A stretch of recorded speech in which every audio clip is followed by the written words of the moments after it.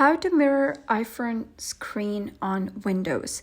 Hello guys and welcome back to the channel. In today's video, I'm going to show you how you can mirror your iPhone screen on Windows. So let's get started. First of all, you can open any of the search engine, be it Chrome or Microsoft Edge or anyone you want, and then go to the search bar and search for Lonely Screen and press enter.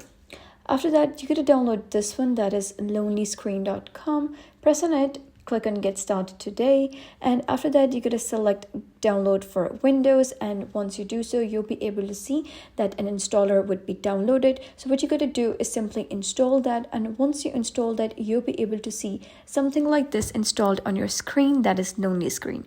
So you can simply click on it, and then you got to connect your iPhone through a cable wire to your PC.